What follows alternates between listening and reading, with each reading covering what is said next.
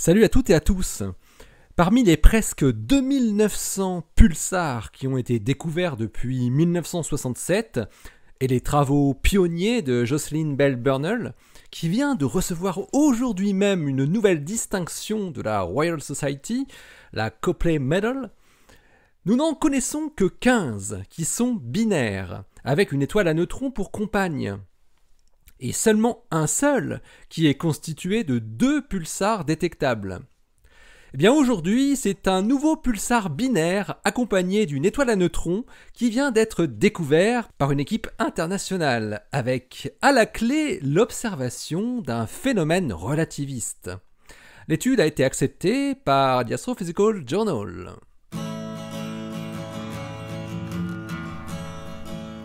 Astronomie, astrophysique, cosmologie, astroparticules. Ça se passe là-haut, par Eric Simon. Les pulsars sont sans doute les objets les plus intéressants de l'univers, puisqu'ils mettent en jeu toutes les interactions fondamentales connues en physique, de la gravitation à l'électromagnétisme, en passant par les interactions nucléaires faibles et fortes. Ces étoiles à neutrons, en rotation rapide, émettent des faisceaux radio à la manière d'un phare lors de leur rotation sur elles-mêmes, créant des impulsions lorsque le faisceau traverse notre ligne de visée. À partir de ces signaux périodiques, les astronomes peuvent prédire très précisément le moment où ces impulsions arriveront grâce à ce qu'on appelle le chronométrage des pulsars. L'étude des variations du temps d'arrivée de ces impulsions permet d'étudier la cinématique des pulsars et notamment de faire des tests de la relativité générale. C'est de cette façon qu'ont été détectés pour la première fois en 1974 par Hulse et Taylor indirectement les ondes gravitationnelles sur un pulsar binaire qui s'appelait PSR B1913+16.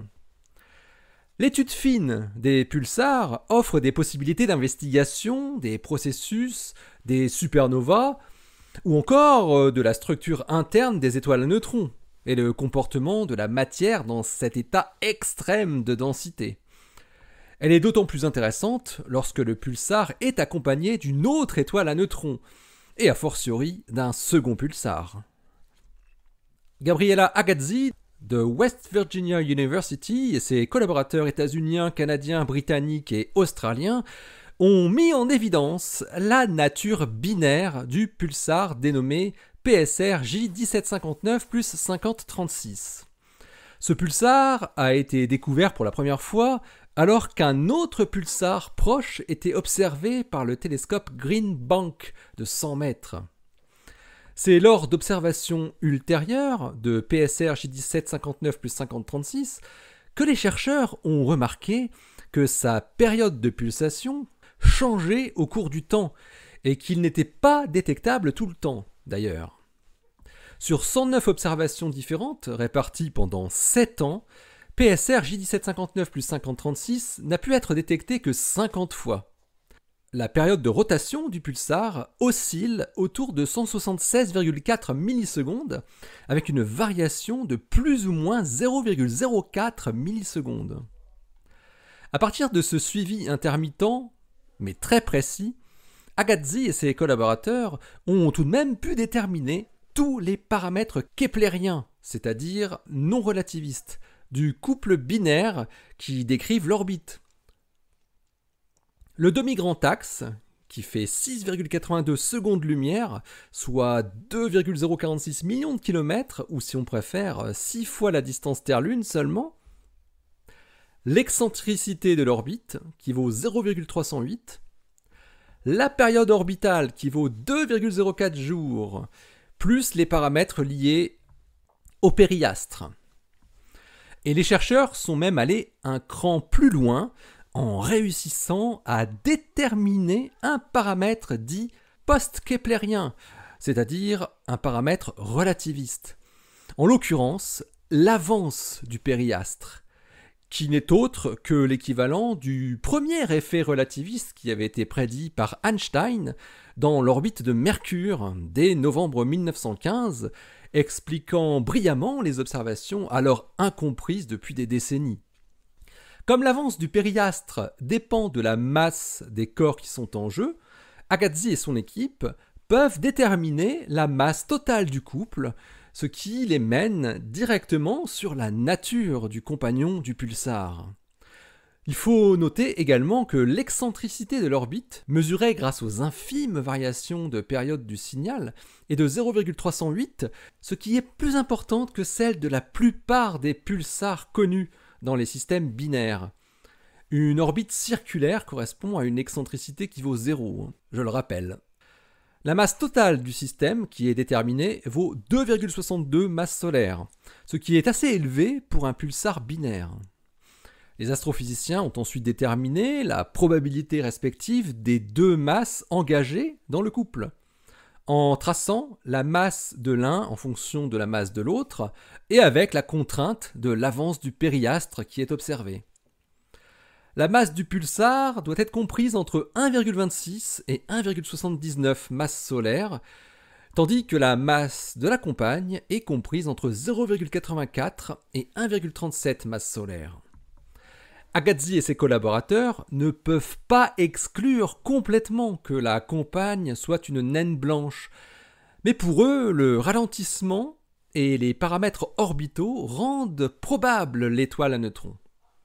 En faisant l'hypothèse qu'une étoile à neutrons doive avoir une masse supérieure à 1,2 masse solaire, les chercheurs notent que la probabilité que la masse de la compagne soit effectivement supérieure à 1,2 masse solaire se monte à 16%. Un autre indice vient de l'angle d'inclinaison du système. Si la masse de la compagne est supérieure à 1,2 masse solaire, donc si c'est une étoile à neutrons, l'angle d'inclinaison devrait être inférieur à 44 degrés. Or, les chercheurs peuvent déterminer l'angle d'inclinaison en fonction de la masse des deux composantes. Il doit être compris entre 35 degrés et 75 degrés, ce qui est donc tout à fait compatible avec une compagne de type étoile à neutrons. Alors pour parfaire leur argumentation, les chercheurs décrivent des observations qu'ils ont par la suite effectuées dans le domaine visible avec le télescope de 2 mètres de Las Cambres, et dans lesquelles ils n'ont rien observé à l'emplacement du pulsar, plaçant donc une limite de magnitude visible de 23,5 pour ces observations.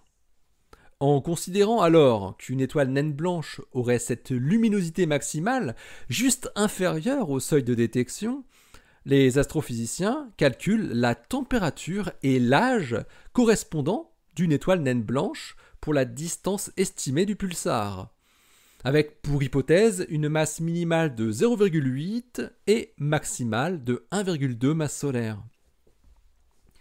Avec l'hypothèse d'une masse de 0,8 masse solaire, la naine blanche devrait avoir une température inférieure à 6600 Kelvin et un âge supérieur à 3,5 milliards d'années.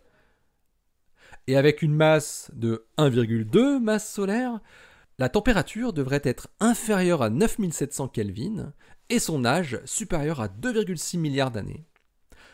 Un grand nombre de configurations de naines blanches peut donc être éliminé par cette non-détection, mais pas toutes. Alors le dernier argument qui fait pencher fortement Gabriela Agassiz et ses collaborateurs en faveur de l'étoile à neutrons vient de l'excentricité de l'orbite, relativement élevée. En effet, la plupart des systèmes binaires pulsar-naine blanche forment une orbite circulaire, donc avec une excentricité nulle. Mais il existe évidemment quelques exceptions, comme PSR J2305 plus 4707 et PSR J1755 moins 2550, qui ont eux une excentricité non nulle. Mais les astrophysiciens remarquent que ces deux pulsars binaires ont des caractéristiques très différentes de PSR J1759 plus 5036, comme par exemple un très jeune âge de moins de 30 millions d'années. Il conclut donc que très probablement PSR J1759 plus 5036 est bien un système binaire avec un pulsar et une étoile à neutrons, qui serait donc le 16e cas que nous connaissons actuellement.